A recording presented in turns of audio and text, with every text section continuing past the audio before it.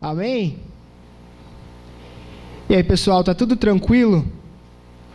Hoje eu preparei uma mensagem sobre um assunto que eu achava que não ia ter muito a ver comigo.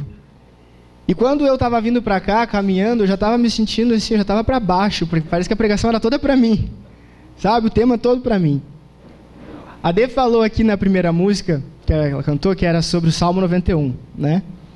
E ela falou sobre o pessoal que deixa a Bíblia aberta num salmo, geralmente no Salmo 91 ou algum outro salmo bonito, e que o pessoal faz isso por, sei lá, por superstição ou porque acha bonito, né? Mas a verdade é que existe esse hábito, principalmente das pessoas mais velhas, de deixar a Bíblia aberta no quarto ou na sala, em algum lugar, né? E se acredita que aquilo ali é um gesto bom, é algo bom.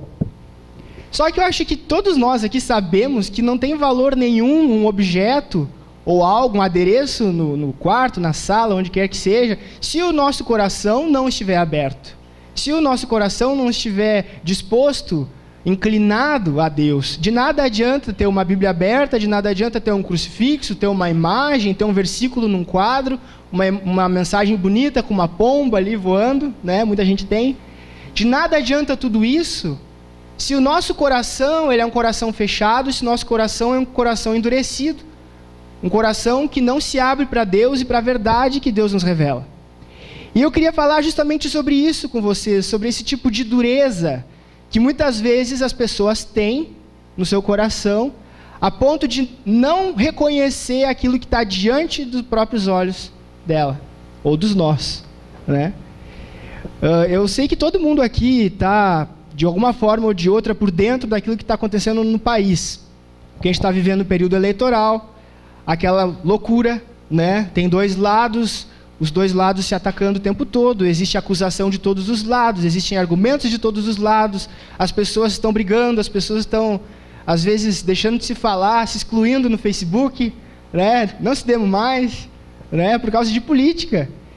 E é muito gritante o fato de que as pessoas tendem a enxergar apenas aquilo que elas querem enxergar.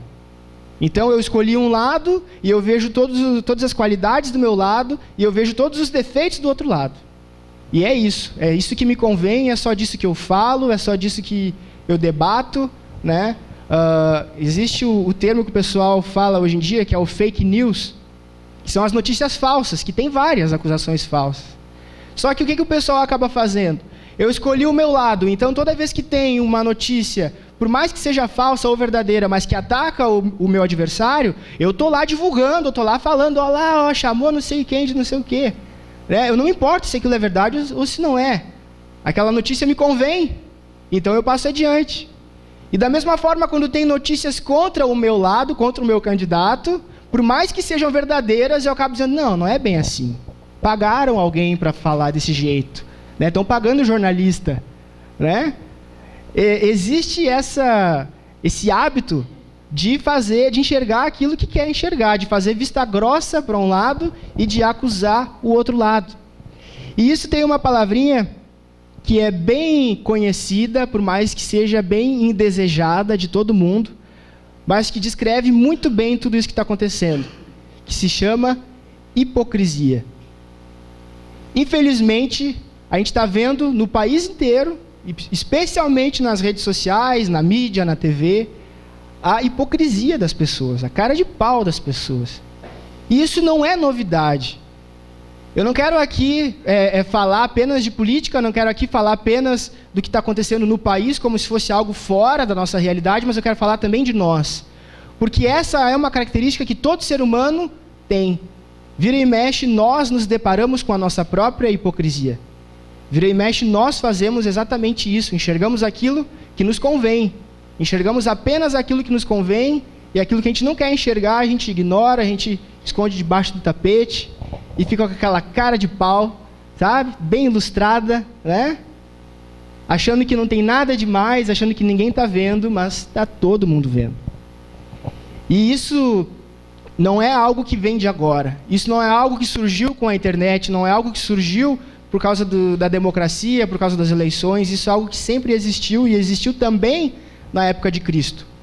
Acho que todos nós já ouvimos falar dos fariseus, dos religiosos daquela época, que eram pessoas que defendiam a lei de Deus, a lei que Deus deu a Moisés.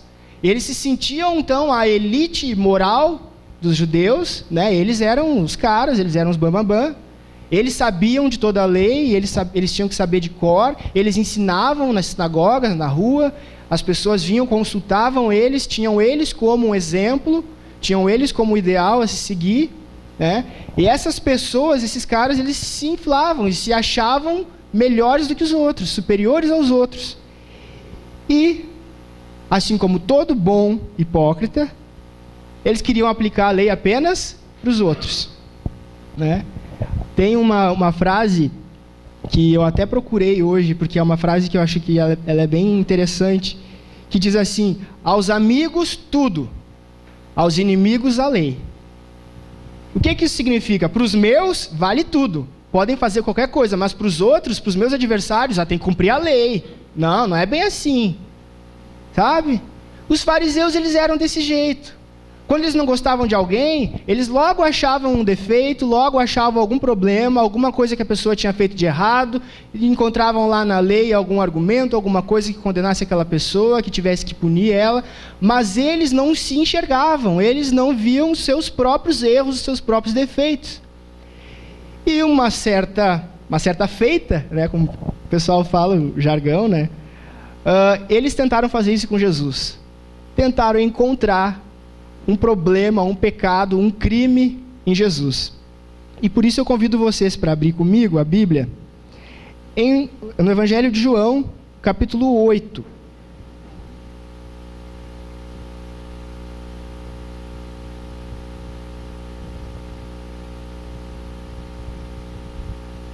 Essa história ela é bem conhecida. É a história que tem até no filme de Jesus, aparece essa história. E eu vou falar ela de uma forma que não sei se de repente vocês já tinham analisado ou pensado dessa forma. João, capítulo 8.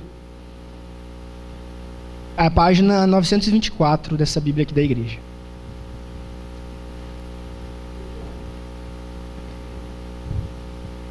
Diz assim: Jesus perdoa uma mulher apanhada em adultério. Depois todos foram para casa, mas Jesus foi para o Monte das Oliveiras. De madrugada ele voltou ao pátio do templo e o povo se reuniu em volta dele. Jesus estava sentado ensinando a todos. Aí alguns mestres da lei e fariseus levaram a Jesus uma mulher que tinha sido apanhada em adultério e a obrigaram a ficar de pé no meio de todos. Eles disseram: Mestre, esta mulher foi apanhada no ato de adultério. De acordo com a lei que Moisés nos deu, as mulheres adúlteras devem ser mortas a pedradas. Mas o Senhor, o que é que diz sobre isso? Eles fizeram essa pergunta para conseguir uma prova contra Jesus, pois queriam acusá-lo. Mas ele se abaixou e começou a escrever no chão com o dedo. Como eles continuaram a fazer a mesma pergunta, Jesus endireitou o corpo e disse a eles: quem de vocês estiver sem pecado, que seja o primeiro a atirar uma pedra nesta mulher. Depois abaixou-se outra vez e continuou a escrever no chão. Quando ouviram isso, todos foram embora, um por um, começando pelos mais velhos. Ficaram só Jesus e a mulher, e ela continuou ali de pé. Então Jesus endireitou o corpo e disse: mulher, onde estão eles? Não ficou ninguém para condenar você? Ninguém, Senhor, respondeu ela. Jesus disse: pois eu também não condeno você. Vá e não peque mais. No versículo 12. De novo, Jesus começou a falar com eles e disse: eu sou a luz do mundo. Quem me segue nunca andará na escuridão, mas terá a luz da vida. E os fariseus disseram a Jesus: agora você está falando a favor de você mesmo. Por isso o que você diz não tem valor. Então Jesus respondeu: embora eu esteja falando a favor de mim mesmo, o que digo tem valor, porque é a verdade. Pois eu sei de onde vim e para onde vou, mas vocês não sabem de onde vim, nem para onde vou. Até aí. Essa história da mulher adúltera, ela é uma história bem famosa, bem conhecida, né? Como falava ali, Jesus ele estava no pátio do templo. Imagino que já era perto do amanhecer. Ele falava que ele tinha ido de madrugada para lá, né? E enquanto ele estava lá, rodeado de pessoas, ensinando, os fariseus decidiram fazer uma espécie de armadilha para Jesus. E eles encontraram uma mulher que foi apanhada em adultério, né? Ali não fala como que foi esse flagra, não diz se foram duas pessoas que flagraram, ou se foi alguém que simplesmente pegou uma mulher aleatória e saiu dizendo que era, se foi, né, uma coisa inventada ou não, ou se aquela mulher já tinha mesmo uma fama e se prostituía. Não se sabe qual é a origem daquela mulher. O que se sabe é que aqueles fariseus e mestres da lei aproveitaram daquela mulher, daquela situação, para ver se Jesus iria se contradizer e para tentar colocar Jesus contra o povo. Afinal de contas, Jesus ele tinha um discurso, né, e ele andava com pessoas de má fama, e aquele discurso acolhedor e tudo mais. Eles queriam ver o que Jesus ia dizer, se Jesus seria contra a lei de Moisés. Então eles pegaram aquela mulher, chegaram diante de Jesus e colocaram ela ali e disseram: e aí, Jesus, essa mulher foi pega em adultério. E a lei de Moisés fala claramente que ela deve ser apedrejada. E o que tu vai dizer? E eu imagino a paciência de Jesus, né? Paciência que muitas vezes nos falta, né? Porque ele parou, quietinho, se abaixou, começou a desenhar no chão, assim como quem não quer nada, né? Tipo, vou dar um tempinho para eles pensar, não ficar pagando mico, né? E eles continuaram ali perguntando, continuaram ali enchendo o saco de Jesus. E aí Jesus se levantou e falou para eles: olha, quem não tem pecado, atire a primeira pedra. E se abaixou de novo e ficou ali, né? Fingindo de louco, imagino eu, né? Ninguém teve coragem de atirar a pedra naquela mulher. Mas eu quero falar com vocês sobre uma coisa que não está subentendida nessa história, não está escrita claramente, né? Explicitamente, que é a hipocrisia desses mestres e desses fariseus. Porque eles se diziam os defensores da lei. Eles se diziam os mestres, né? Eles eram a elite moral do povo judeu. Eles seguiam a tradição por gerações. Eles eram os responsáveis, eles eram os exemplos daquele povo. Mas quando eles pegaram a mulher em adultério, o que eles pensaram? Em cumprir a lei? Não, pensaram em fazer uma armadilha para Jesus. Pensaram em levá-la lá para frente de Jesus, expor tudo aquilo lá, ver o que Jesus ia falar. Eles não se preocuparam em cumprir a lei. Quando Jesus falou que quem não tem pecado atire a primeira pedra, eles se constrangeram porque eles perceberam que o compromisso deles, na verdade, não era em cumprir a lei que eles diziam que defendiam, que eles diziam que cumpriam. O compromisso deles era apenas de perseguir Jesus. Porque se eles de fato obedecessem à lei, eles não teriam pecado. Eles não teriam erro. E eles poderiam atirar pedra.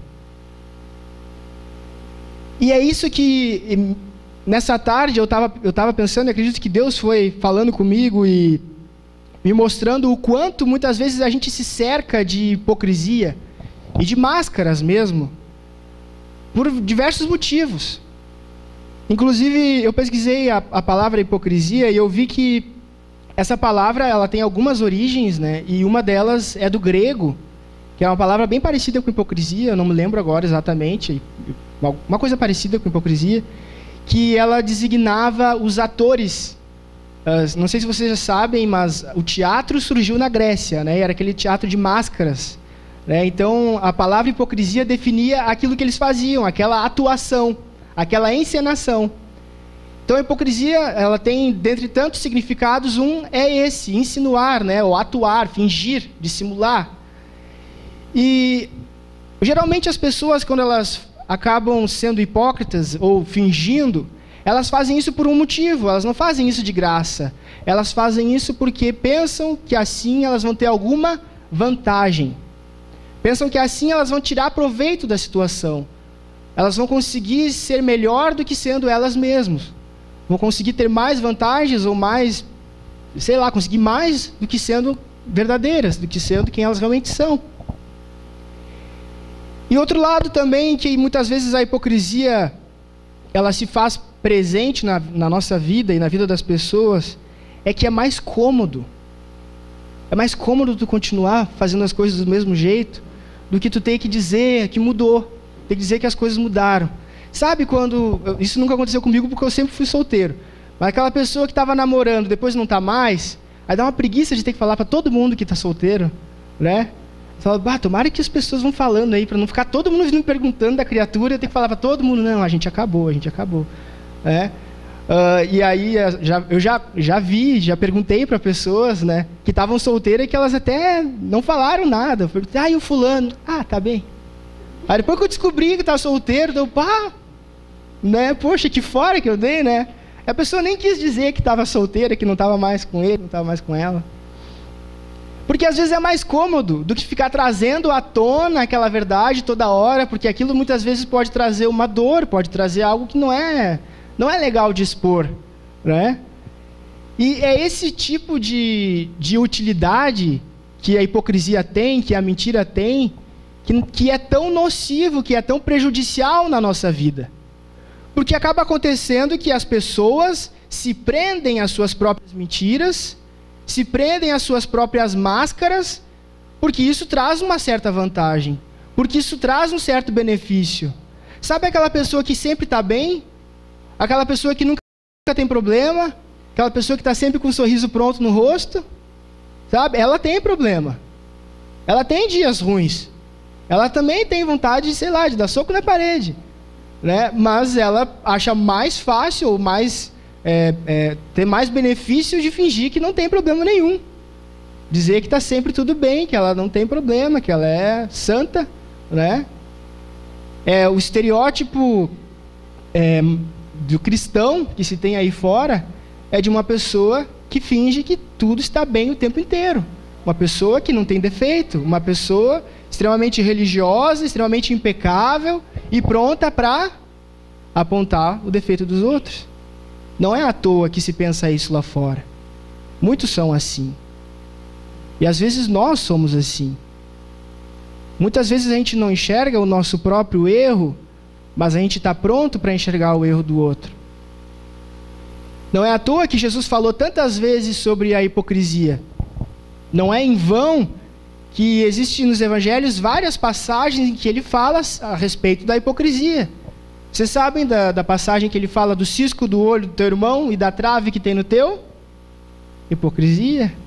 Como tu pode ficar olhando para o cisco, querendo limpar o cisco do olho do outro, se tem uma trave no teu?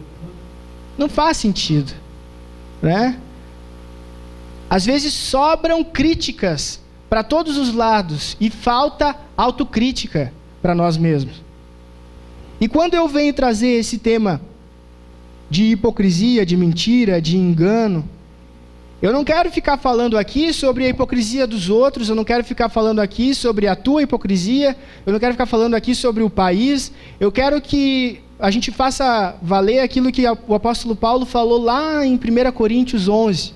Examine-se, pois, o homem a si mesmo. Eu não quero ficar aqui dando indireta e falando exemplos que daqui a pouco vão servir no chapéu de um ou de outro, mas que cada um pense e tire para si aquilo que realmente precisa mudar e aquilo que daqui a pouco não precisa. Porque a verdade é que, assim como aqueles homens que estavam lá com Jesus, eles tiveram uma oportunidade de enxergar tudo. Eles eram hipócritas, eles eram defensores da lei que eles acusavam os outros de não cumprir, sendo que eles mesmos não cumpriam. Mas chegou um dia que eles se depararam com Jesus, e o que Jesus fez? Jesus não deu pedrada em ninguém. Por mais que eles mereciam também, né, Jesus não deu pedrada em ninguém. Pelo contrário, quando a luz veio até eles, eles puderam enxergar.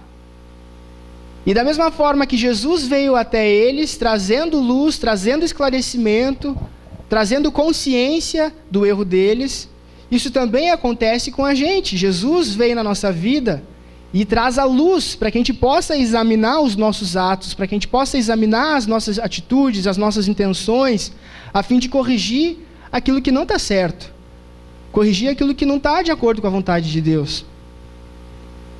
Mas aqueles homens, quando eles tiveram aquela oportunidade, eu imagino o constrangimento deles, né, em ver que eles todos ali naquele lugar, eles eram merecedores das pedradas, não só aquela mulher.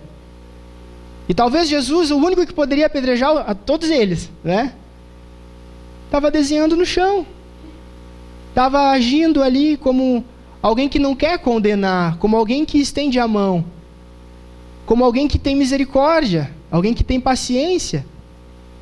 E eu imagino o quanto isso deve ter ferido o ego deles, porque eles saíram dali, mas logo depois, quando Jesus voltou a falar com eles, eles voltaram a acusar Jesus. Ali falava, assim que terminou a história, a gente continuou depois no versículo 12, né? De novo Jesus começou a falar com eles e disse: eu sou a luz do mundo. Quem me segue nunca andará na escuridão, mas terá a luz da vida. E eles já começaram a dizer: agora você está falando você está falando a favor de si mesmo. Por isso não tem valor. Por isso aquilo que está falando não vale de nada. Tu mesmo está te defendendo. Eles estavam acusando Jesus, dizendo que aquilo que ele dizia não valia de nada. Ou seja, Jesus mostrou o erro deles. Jesus se mostrou misericordioso. Jesus se mostrou paciente, amoroso. E eles ainda procuravam encontrar algum defeito em Jesus. Eles estavam cegados. Sabe quando a pessoa está cegada com uma coisa? Uma implicância? Às vezes a gente tem, né? Às vezes a implicância é com uma pessoa em específico. Parece que tudo que aquela pessoa faz está errado. Está todo mundo aplaudindo, achando o máximo, e tu está achando defeito, né? Às vezes é. Às vezes não é com uma pessoa específica. Às vezes é um preconceito mesmo. Tem gente que não gosta de crente. Tem gente que não gosta de pessoas de tal grupo, né? É uma implicância. E isso é errado. Isso não é uma atitude madura, de uma pessoa madura, uma pessoa que realmente conhece o Evangelho e que entende que o amor de Deus é por todos, não é só para um grupo específico, né? Dessa mesma forma, aqueles homens já tinham implicância com Jesus. E por mais que Jesus estava ali falando, mostrando quem ele era, com graça, com amor, com misericórdia, eles continuavam procurando um defeito em Jesus porque eles se sentiam ameaçados. Como eu tinha falado antes, os fariseus, os mestres da lei, eles eram guardiões daquela lei. E a lei vinha sendo passada de geração em geração, há centenas de anos. E aquilo tudo sempre existiu. Então, como que podia chegar alguém que tivesse mais influência sobre o povo do que eles mesmos? Como podia chegar alguém que tivesse mais seguidores do que eles mesmos? Eles não aceitavam isso de jeito nenhum. Só que o que eles não percebiam é que eles estavam diante daquele que os próprios profetas anunciaram. Aquele que os antepassados lá, inspirados por Deus, já diziam: um dia virá o Messias. O próprio profeta Isaías falou tanto de Jesus, mas quando ele veio, o povo não reconheceu, especialmente os líderes, os fariseus, os mestres da lei, não reconheciam Jesus, não conseguiam admitir que finalmente tinha chegado o Filho de Deus. E quando a gente se depara com esse tipo de cegueira das pessoas, a gente também precisa pensar uma coisa. Às vezes a hipocrisia, ela não é intencional. Às vezes a hipocrisia não é de propósito, sabe? Às vezes a hipocrisia, ela é sem querer. Ela é inconsciente. Ela é mais parecida com um auto-engano do que de fato com uma intenção de fazer mal. Sabe, eu acho que muitos daqueles fariseus, provavelmente eles realmente se sentiam como caras bons. Eles não eram ruins, tipo assim, eu sei que eu sou ruim pra caramba, mas eu vou fingir que eu sou bonzinho e aí os outros vão ter que acreditar. Acho que alguns eram, mas de repente nem todos. De repente tinham alguns que realmente acreditavam: não, eu sou bom, eu sou melhor do que aquele ali. Eu vou na sinagoga, eu ensino, eu faço isso, faço aquilo, eu realmente sou bom. Então quando ele vinha procurar alguma coisa contra Jesus, ele estava se auto-enganando, achando que ele era melhor do que o próprio Jesus. Ele não estava mal intencionado na consciência dele. Ele achava que estava fazendo um bem para Deus, defendendo a lei de Moisés, um bem para Deus, tirando alguém que influenciava o povo.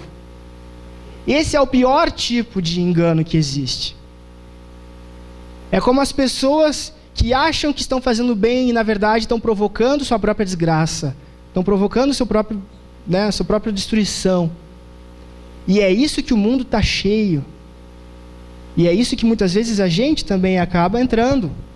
A gente acaba vivendo. Porque a gente se auto-engana. E a gente não enxerga que está indo por um caminho que não deveria ir. Quando Jesus veio, Ele tomou todos os nossos pecados e Ele morreu, Ele pagou pelos nossos erros. Ele pagou pelos nossos pecados.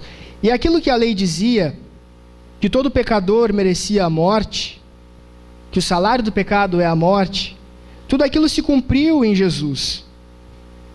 E as pessoas até então não tinham ainda entendimento do que Deus iria usar para julgar as pessoas, para definir quem é certo, quem não é certo, quem é de Deus, quem não é de Deus. E Jesus falou em João 3, no versículo 18, é uma passagem bem bacana. Volta umas páginas aí.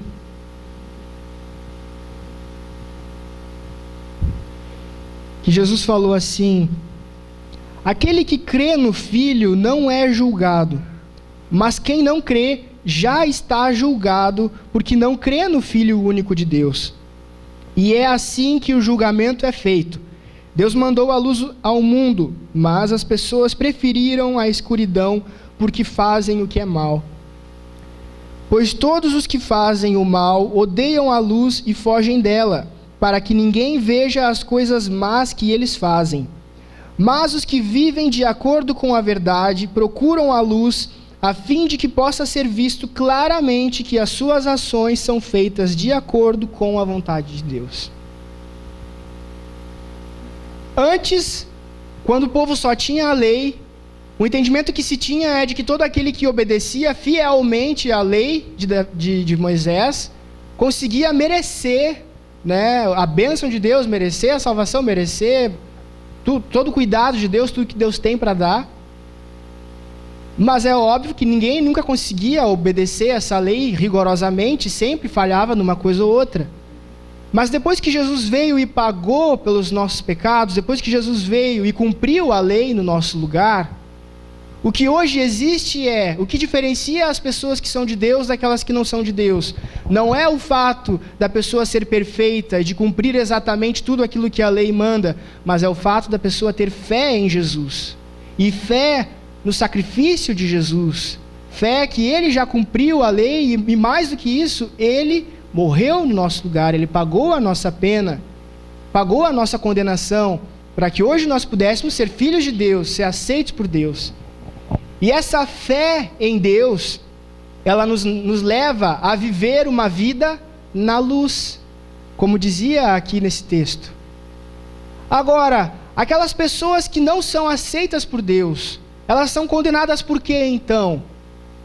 Como a gente viu nesse texto, elas são condenadas porque não creem em Deus, porque a luz veio ao mundo, mas essas pessoas preferiram as trevas, porque aquilo que elas fazem é mal.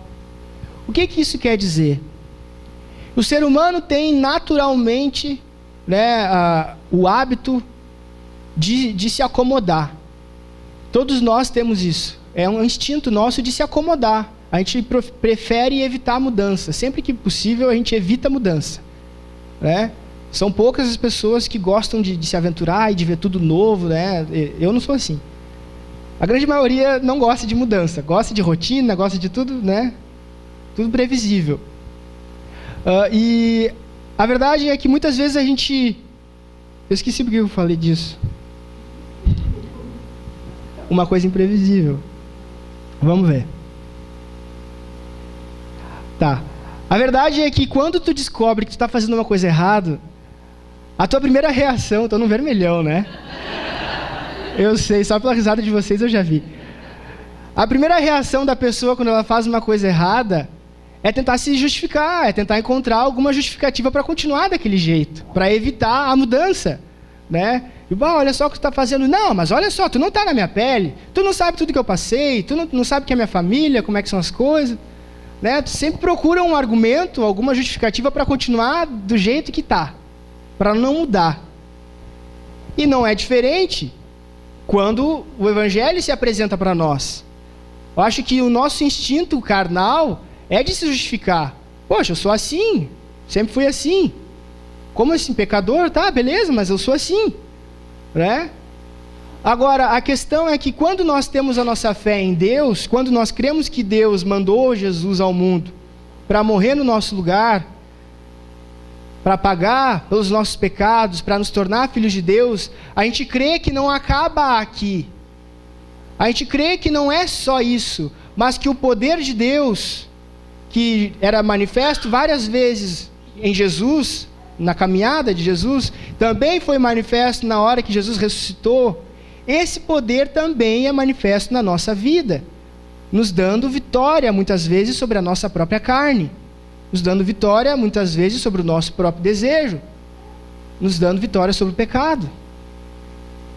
E é esse tipo de fé, esse tipo de convicção que nos leva a caminhar na direção da luz. Porque eu já não preciso mais me cercar de argumentos, de justificativas que explicam por que eu sou ruim, por que eu sou pecador, por que eu sou assim. Não, eu reconheço que eu sou falho, eu reconheço que eu sou pecador, mas eu estou indo na direção de Cristo. Eu sei que Deus vai fazer algo na minha vida. E eu sei que se não acontecer algo do jeito que eu espero, a misericórdia de Deus é muito maior do que tudo isso. A graça de Deus é muito maior do que tudo isso. Então eu não me importo. Eu vou na direção de Cristo, eu caminho na direção de Cristo, eu caminho na luz. Mas as pessoas tendem a amar mais as trevas, especialmente quando elas amam aquilo que elas fazem, né? Tem gente que ama seus defeitos. E a gente vê aí no mundo as pessoas que, além de viver no crime, defendem o crime, né? Querem que o governo legalize ou que solte criminoso, que faça um escarcéu, né? Que ao invés de corrigir a pessoa que infringiu a lei, mude a lei para que o infrator deixe de infringir, né? É um absurdo. Mas tem gente que defende isso. E é a mesma coisa que se fala aqui nesse texto. Tem gente que prefere as trevas, porque nas trevas não fica tão evidente assim. Nas trevas não fica tão, sabe, não fica tão destacado aos olhos o absurdo que é o nosso egoísmo, as coisas que a nossa natureza humana deseja e ama muitas vezes. Por mais que a gente queira mudar algo, por mais que a gente queira enxergar as coisas da forma que a gente quer, a gente não consegue mudar aquilo que realmente é, sabe? Se eu pegar um papel aqui, tem a caneta, se eu pegar um papel aqui e escrever R$100, isso vai valer R$100? Não vai valer. Se eu dissesse, ó, tá aqui, ó, pega aí R$100, vai lá comprar, vai no mercado, vai no restaurante, vai lá gastar. Vai chegar lá, se tu tiver cara de pau de usar ainda, né? Tu vai chegar lá, a pessoa vai tirar pra louco. Isso se não te largar uns desaforos, né? Porque é óbvio que aquilo ali é falso. Não importa o quanto tu deseje, não importa o quanta força tu faça para aquilo ser verdadeiro, não vai ser. Não é só porque tu quer que aquilo vai mudar. Da mesma forma, as pessoas tendem a enxergar a realidade da forma que mais convém. Só que não importa quanta força tu faça para enxergar apenas aquilo que te convém, tu não vai mudar a tua realidade. Não vai esconder os problemas que tu tem. Não vai resolver aqueles problemas que tu finge que não tem. Sabe? Tem gente que finge que não tem problema. Isso não faz com que eles sumam. Não adianta. Tem gente que inventa problemas e acaba criando problema mesmo, né? Aí acaba inventando, né? Mais um problema para resolver. Mas a verdade é que muitas vezes a gente faz isso com Deus. A gente olha para Deus, a gente olha para o Evangelho e a gente quer enxergar Deus de uma forma, assim como os discípulos. Os discípulos, quando começaram a andar com Jesus e começaram a perceber que de fato ele era o Messias, aquele que Deus tinha enviado, eles começaram a criar suas expectativas, né? Jesus é aquele que vai nos livrar de Roma, Jesus vai ser rei, e Jesus vai nos libertar, e eu vou ser do alto escalão, eu vou ser general, eu vou ser alguma coisa, né, grandão lá no reinado de Jesus. E eles já começavam a discutir, não, quem vai sentar do lado do trono de Jesus? Vai ser eu, vai ser tu? Né? Expectativas a 1000. Quando de repente Jesus foi preso, foi morto. E as expectativas dos discípulos acabaram. Como assim ele morreu? Como assim uma cruz? Como assim conseguiram matar ele? Às vezes a gente faz a mesma coisa com Deus. Às vezes a gente faz a mesma coisa com o Evangelho. A gente começa a criar as nossas expectativas, sabe? Deus vai me dar uma família, Deus vai me dar um emprego novo, Deus vai me dar o dinheiro, Deus vai me dar uma casa nova, Deus vai me dar felicidade. E eu começo a enxergar apenas aquilo que eu quero enxergar. Só que quando Jesus, ele aparece na nossa vida, nem sempre ele dá tudo aquilo que a gente quer, mas uma coisa com certeza ele vai dar e nunca vai faltar, que é luz. Ele é a luz, e a luz mostra aquilo que está errado. Se a gente anda na luz, a gente vê aquilo que está errado. A gente não faz vista grossa, a gente não finge. Não importa quanta força a gente faça para fingir que aquilo ali não é pecado, aquilo que eu fiz ontem, anteontem não é pecado. E a luz mostra que é.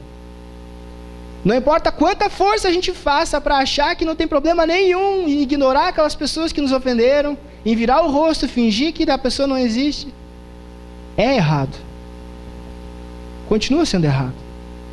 Por mais que a pessoa continue te ofendendo, por mais que a pessoa continue virando o rosto, por mais que... é errado. Sabe? Às vezes a gente se esforça tanto para se convencer de que Deus vai se adaptar a nós. Deus vai se adaptar às minhas vontades, o Evangelho vai se adaptar a mim. Mas não. É o oposto. Sou eu que preciso crescer, não é Deus. Deus já é Deus. Ele é quem Ele é. Sou eu que preciso aprender. Sou eu que preciso mudar. Sou eu que preciso renovar o meu entendimento. Como o apóstolo Paulo falou lá em Romanos 12, né? Que a gente não pode se conformar com esse mundo, ou seja, a gente não pode ser conforme o mundo, na mesma forma que o mundo, mas a gente deve se renovar, se transformar, aliás, através da renovação do entendimento. Todo cristão deve caminhar nessa direção, mas a gente não vai caminhar na direção da transformação, a gente não vai caminhar na direção do renovo do entendimento, enquanto a gente ainda fica agarrado àquelas mentiras, àquelas coisas que nos convêm. Aquilo que a gente quer enxergar, sabe? Ou que não quer enxergar, quer fazer de conta que não está ali. Quando é um caso bem clichê assim, né? Tipo, quando tem o filho pequenininho, está na escola, o filho foi lá e mordeu o aluno, né? Aí a mãe vai lá e xinga a professora, né? Tipo, a culpa é de quem? É da professora ou é da criança? Eu acho que em partes é da criança, né? Tem que se ensinar, tem que se, né, educar. Não pode esperar que o professor eduque, né? Mas a gente tende a enxergar apenas aquilo que nos convém, sabe? Mas o mais interessante de tudo é que Deus, quando Ele vê nós, a cada um de nós, Ele vê essa característica de teimosia que a gente tem, de dureza mesmo. Está ali a verdade escancarada nos nossos olhos, a gente não enxerga ou a gente finge que não está ali. Deus, Ele ainda tem misericórdia de nós. Ele ainda tem misericórdia de nós. Jesus, ele falou diversas vezes sobre isso, e não foi em vão, ele sabia o quanto isso seria problemático para nós. Uma vez ele falou, se os teus olhos forem bons, todo o teu corpo estará iluminado, mas se os teus olhos forem maus, tu vai estar na escuridão, né? Muitas vezes a gente vive na luz com uma aparência de cristão, com uma aparência de servos de Cristo, de discípulo. Então as pessoas olham para mim e aparentemente eu estou na luz, mas eu não sei para onde eu estou indo porque o meu olho não está bom.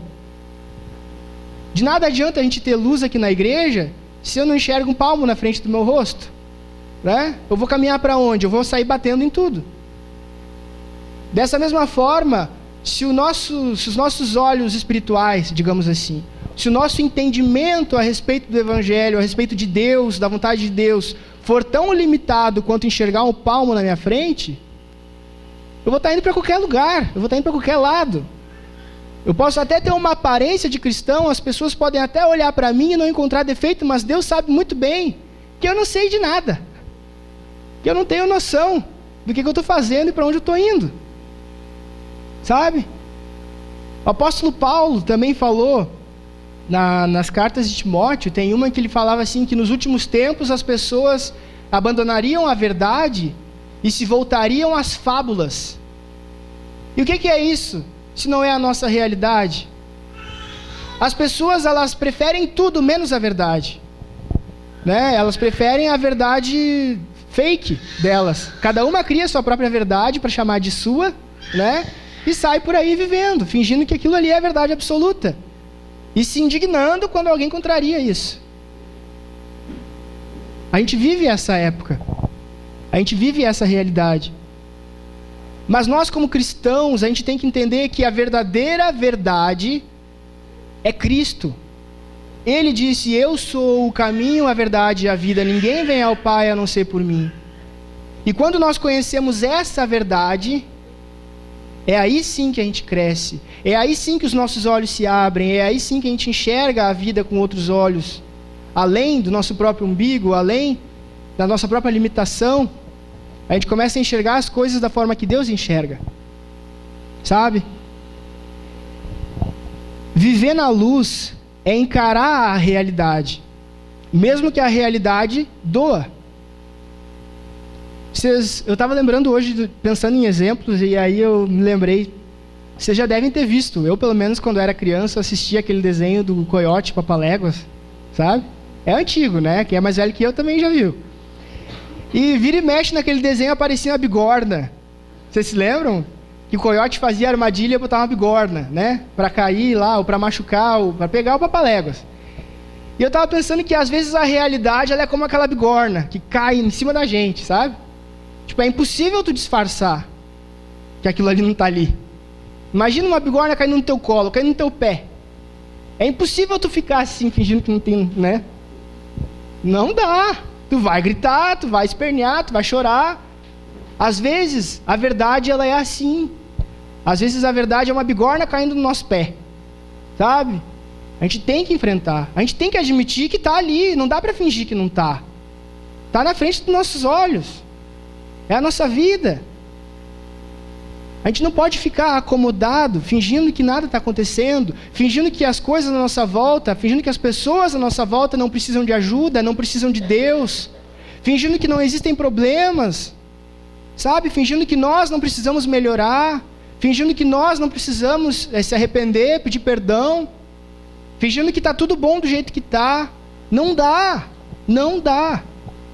Isso não tem nada a ver com o Evangelho. Esse tipo de prepotência, esse tipo de arrogância, não tem nada a ver com o Evangelho. O próprio Cristo, que era Filho de Deus aqui na terra, ele poderia sim sair por aí atacando o erro de todo mundo, ele sim poderia, né? Ele foi humilde, ele lavou os pés dos discípulos, ele amou até mesmo os hipócritas, ele amou até mesmo aqueles que queriam matar ele e que depois mataram.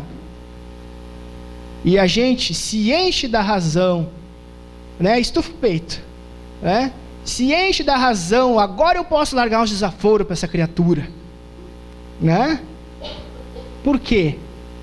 Se Cristo, sendo Deus, abriu mão de todos os seus direitos e nos disse que a gente tem que dar o outro lado do rosto, sabe? É preciso ter autocrítica. Um exemplo que eu estava me lembrando hoje também foi o exemplo de Davi, o rei Davi. Porque Davi, ele foi um homem que fez muitas coisas, né? Deus escolheu ele, ungiu ele para ser rei de Israel.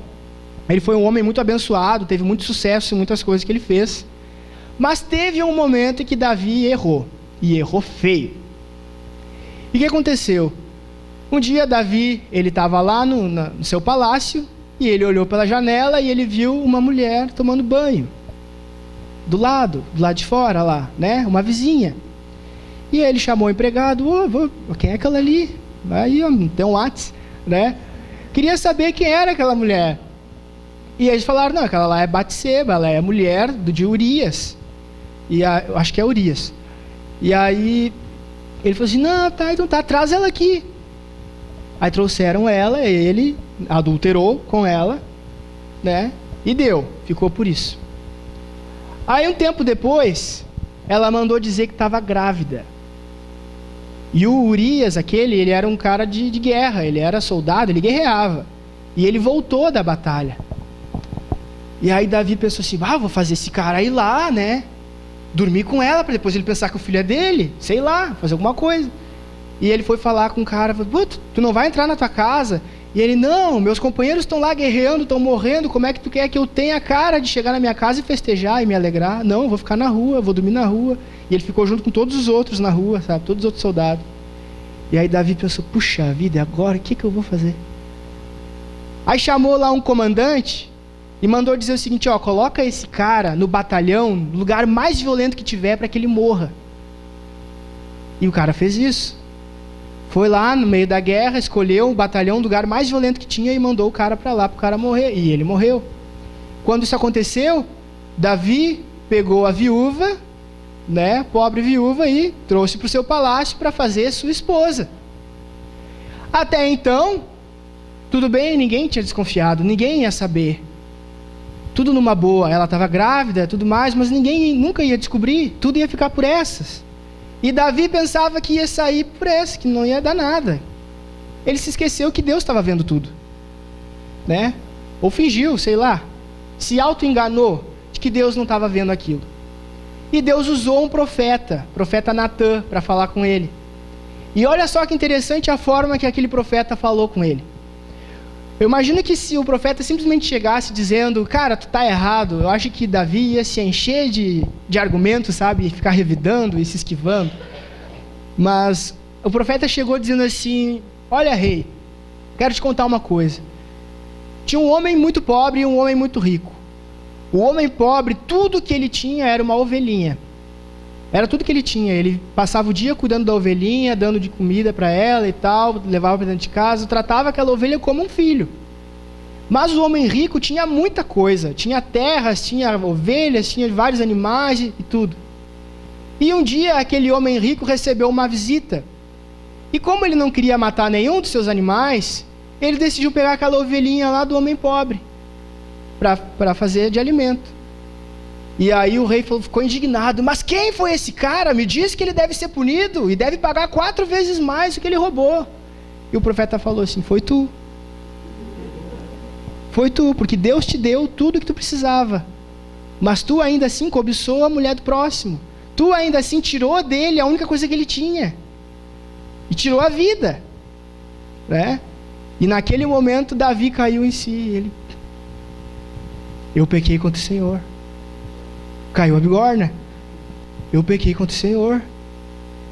E aí o profeta falou, por causa disso, haverá espada dentro da tua casa. Esse menino, né, que ela já tinha ganhado na época, né, esse menino não vai sobreviver. E por causa disso, a espada vai estar na tua casa. Um dia ainda vão dormir com as tuas mulheres à luz do dia. E realmente, depois que aconteceu isso, Davi, ele fez um jejum, ficou ajoelhado lá em protesto, pedindo a Deus que tivesse misericórdia da criança, mas a criança ficou doente, morreu, né? E depois, anos depois, teve um filho dele que se rebelou contra ele, queria tomar o reino das mãos dele, que era Absalão, e que numa dessas tentativas aí de humilhar Davi, Absalão pegou as concubinas de Davi e levou para o telhado para dormir com elas, na frente de todo mundo. Então, ele realmente foi envergonhado. Mas, dentre tantas coisas, como Deus ele é um Deus bom, como Deus ele é muito maior do que os nossos pecados, Deus é muito maior do que as nossas falhas, olha só, como Deus foi bom também com Davi, como Deus foi misericordioso com ele. Porque apesar disso tudo que Davi fez, apesar desse erro, Davi ele se arrependeu e Deus perdoou, né, esses pecados de Davi. E Deus abençoou essa união que ele teve com a Batseba, que eles tiveram mais um filho, que foi Salomão. Salomão foi o herdeiro do reino e foi o rei mais próspero da história do Antigo Testamento, né? E não só isso, mas também foi dessa descendência que depois veio Cristo. Então veja só o tamanho da misericórdia de Deus, que apesar dos problemas, apesar dos defeitos, dos erros de Davi, Deus ainda assim reverteu em coisas boas. Então quanto mais Deus não vai fazer isso com a gente se arrepender, se a gente reconhecer as nossas limitações, e se a gente se colocar na mão de Deus, com sinceridade, sabe, Senhor, eu sou assim, infelizmente eu sou assim, mas Tu sabe melhor do que eu, só que surpreendentemente Tu me ama, surpreendentemente Tu me chamou para algo, que eu ainda nem sei o que é direito, e eu confio em Ti, eu confio no que Tu pode fazer através da minha vida. Eu posso não encontrar muita utilidade nas Tuas mãos, não consigo imaginar o que Tu vai fazer, mas eu sei que Tu vai encontrar, eu sei que Tu vai fazer. Sabe? Deus, Ele pode nos surpreender, Ele quer nos surpreender, Ele quer revelar a misericórdia dEle para nós, Ele quer revelar a graça dEle para nós, Ele quer pegar todos os nossos erros, aquilo que ficou marcado no nosso passado, e reverter para alguma coisa boa, para alguma coisa que Ele sabe o que vai ser, entende? Eu queria abrir com vocês também na carta 1 João, carta de João à igreja, está lá no finzinho do Antigo Testamento.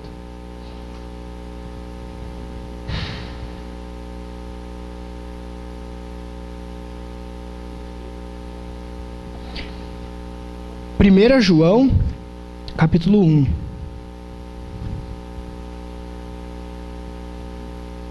Viver na luz é encarar a realidade. Encarar a realidade é encarar os nossos pecados. Não é passar a mão por cima, não é fingir que eles não existem. É encarar isso. Mas também é encarar o amor de Deus, encarar o sacrifício dele por nós. E entender que o sacrifício de Cristo nos basta. E que nos transforma e que nos traz uma nova vida. Em 1 João, capítulo 1, versículo 5... fala assim: a mensagem que Cristo nos deu e que anunciamos a vocês é esta: Deus é luz, e não há nele nenhuma escuridão. Portanto, se dizemos que estamos unidos com Deus e ao mesmo tempo vivemos na escuridão, então estamos mentindo com palavras e ações. Porém, se vivemos na luz como Deus está na luz, então estamos unidos uns com os outros, e o sangue de Jesus, o seu Filho, nos limpa de todo pecado. Se dizemos que não temos pecados, estamos nos enganando e não há verdade em nós.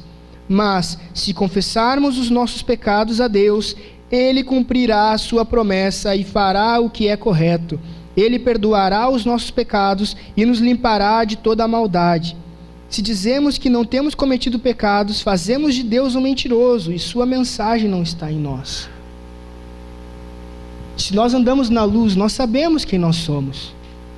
Não só isso, nós também sabemos quem Deus é. Nós sabemos da nossa natureza pecaminosa, mas também nós sabemos da natureza amorosa de Deus. Nós sabemos da nossa culpa, mas nós também sabemos da graça de Deus e do perdão de Deus. Uma coisa é acompanhada da outra. E eu queria trazer isso hoje, porque apesar de tantas coisas que acontecem aí fora, como eu tinha falado no início, eleição, tem gente que está brigando, família, que o pessoal já não está se falando direito.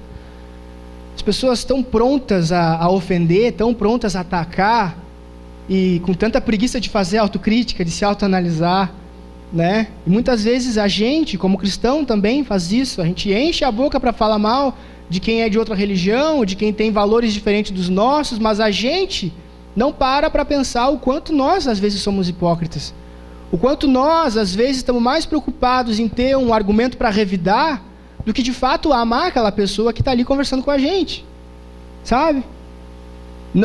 Infelizmente, não é incomum ver cristãos pesquisando a respeito de assuntos apenas para ter argumentos no debate e não para, de fato, amar as pessoas. Sabe? É tu ir num debate lá para defender a vida com a pessoa que defende o aborto, e tu não está lá pensando em amar aquela pessoa e amar também as crianças, né? Não, está pensando só em sair pro grandão, está pensando só em ganhar o debate, sabe? Está pensando apenas no que tu vai dizer quando as pessoas te chamarem de crente, dizer que tu dá teu dinheiro pro pastor roubar. Está pensando apenas no que tu vai dizer quando as pessoas disserem que a tua igreja não aceita gays, não aceita quem é diferente. Mas quando é que a gente, de fato, vai aceitar as pessoas, vai aceitar que as pessoas pensem diferente da gente, assim como Jesus amava as pessoas, por mais que elas fossem hipócritas e pecadoras e de má fama e tudo mais. Falta autocrítica, falta autoanálise, de todos os lados. Não falta só em vocês, falta em mim também. Como eu falei para vocês, hoje de tarde eu comecei a fazer essa mensagem. Quando eu vim, estava vindo no caminho de ombro assim. Essa mensagem toda é para mim, eu sou um baita hipócrita. Né? Porque Deus foi falando e foi me mostrando quantas coisas eu fiz, quantas coisas que passou batida. Eu sou que nem vocês. Eu preciso de Deus tanto quanto vocês, talvez até mais. Mas sabe o que é melhor? É que mais uma vez hoje a luz brilha nas nossas vidas. Mais uma vez hoje Jesus fala com a gente, nos dando a oportunidade de mudar. Não como alguém que estende uma pedra para tirar, mas como alguém que estende uma mão, te levanta, eu te ajudo. Esse é o nosso Deus. Esse é o nosso exemplo. É assim que a gente tem que ser. É assim que a gente tem que buscar. Amém? Quero te convidar a se colocar de pé, então.